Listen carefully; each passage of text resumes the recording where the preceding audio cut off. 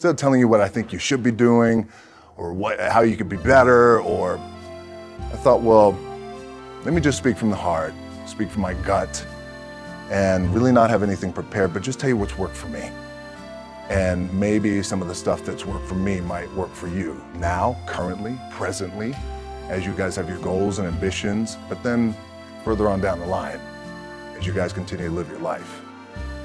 This idea and this notion that you can be anything you want, you can accomplish anything you want, right? We hear that. You've heard that from the time you were little boys. You hear that now. You're already incredibly accomplished. You guys know that. The thing that has worked for me is to remember the hard times. So, and I'm sure you guys all have your processes. And again, I'm going to tell you what's worked for me. So before a big movie comes out, before, back in the days when I was wrestling with WWE, a WrestleMania match, anything big that would happen, I would always take a moment and I'd just remind myself, all right, I was evicted when I was 14. We were kicked off the island. We couldn't live in Hawaii. Had no place to live.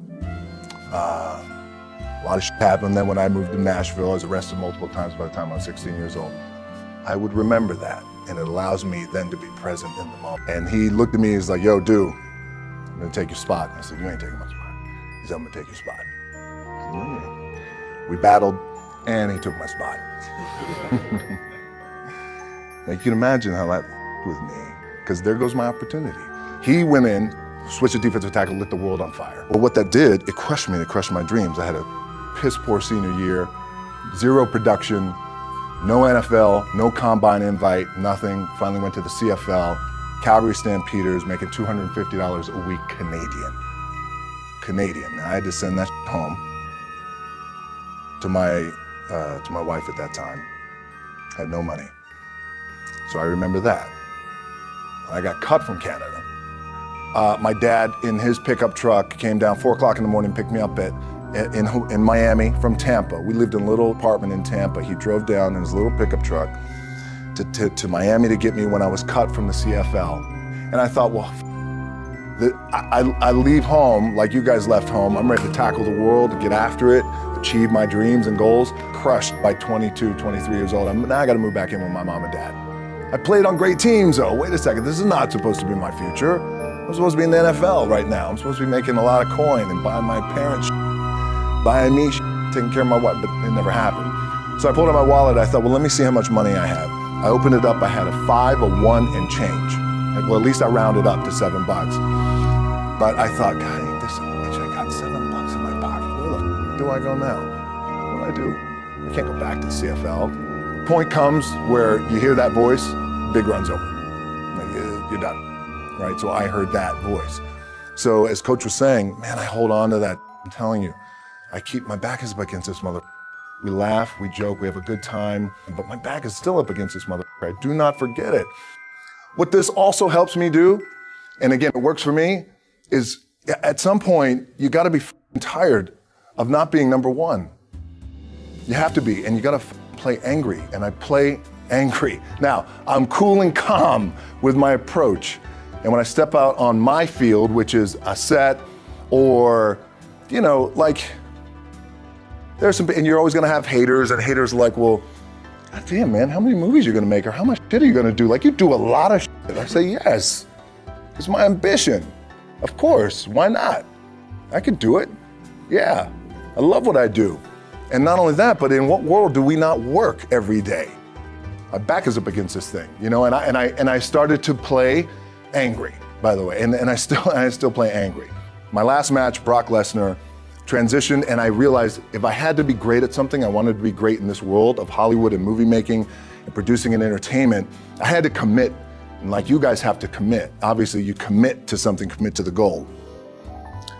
So I quietly retired. 2 years later, I thought, what did I do with my career? Because my movies were not doing well. I was written off. It was around 2006, 2007. I was like, I left, I pulled a Jim Brown. I left when I was on top, like number one in the wrestling business, and I left. It was a ballsy, gutsy, some call it stupid move, but I had to commit and I had to follow what was in my gut. what helps me is to keep the hard times in the front of my mind because it allows me to go into me. The key for me was, where does it start? What's the anchor? What's the anchor? So I could have all these ambitions and you guys have all these ambitions, which is great. It's important. I'll play this role, you'll play that role. I'll execute this thing and it'll come out this summer. You guys will execute this thing during the summer, right? When it's time to really put in a lot more work. But the key with me is just always finding what the anchor is. And the anchor is getting up at 4 o'clock in the morning every day before anybody else and grounding my thought process is in the no one will outwork me. No one. I love and I respect you guys. Motherfucker won't outwork me. All starts with this. 2 hands, putting it to work. My last match in WWE, I'll share this with you guys too, is that, again, because there's a little bit of takeaway here from all this, is I wrestled John Cena. And I went in, I think it was 2013, I went in WWE champion, and we went in MetLife Stadium.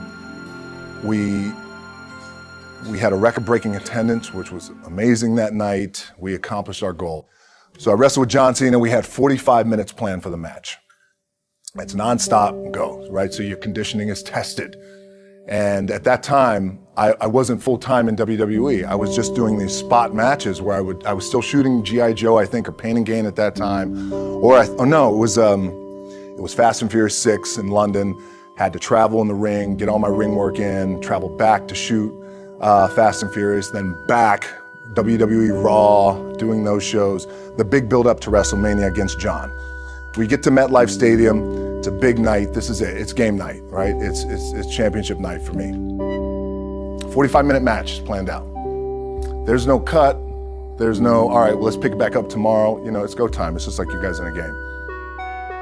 At the 15-minute mark, bang!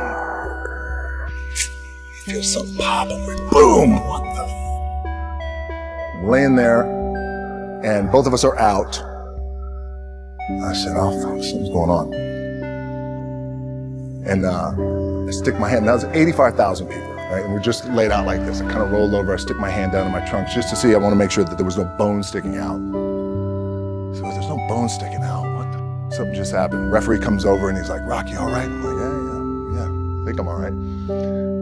I said, I get up, I go to step, and I can't step. I can't do this. I have to use my leg like momentum. I gotta do that. So now in that moment, and you guys are gonna have these moments, you probably already had them already, where you're in the game and you're in the thick of things, and you gotta make a decision.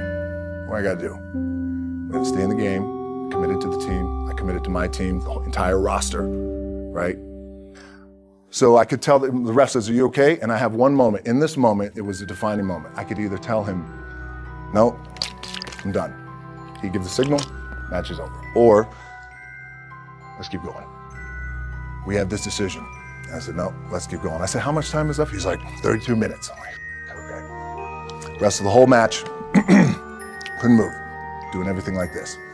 I'm getting scared because I'm thinking, man, well, what happens if I pinch something or something like, you know, I don't know, your mind starts fucking with you in the moment. There's 85,000 people, your adrenaline's rushing.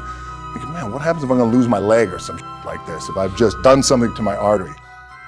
Final move of the match is his big finishing move. And I remember I'm getting up and I'm turning like this because I have to fall into him. He's gonna hit me with his big finisher. I remember turning into John and he says, and I remember thinking to myself, God, please don't let this be too bad. Just take care of me.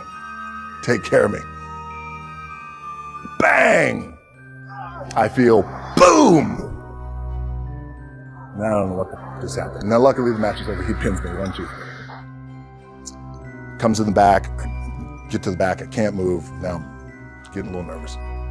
Get on a jet, rushed home to my doctor's down in Florida, and get an MRI. Find out that I have completely torn my adductor, the top of my adductor and my top of my quad off my pelvis.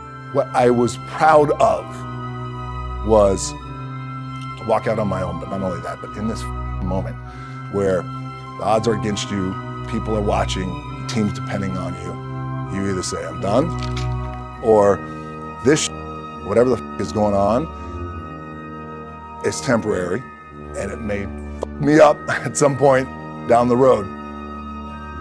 But I'm not gonna let this opportunity go by without giving it my all. As you guys know, there's nothing you can't accomplish. You're gonna go on, you're gonna become world champions. The key for me, what I think one of the keys is, remember where you came from, keep that in the front of your mind, and when goes bad and it goes sideways, a lot of does, you're getting booed out of the building, or you're coming through this injury, or people are writing you off, oh, you guys ain't, you know, any of that, you gotta keep it in here. And it really has to, it should drive you. It should. It works for me. It should drive you. You got all the talent.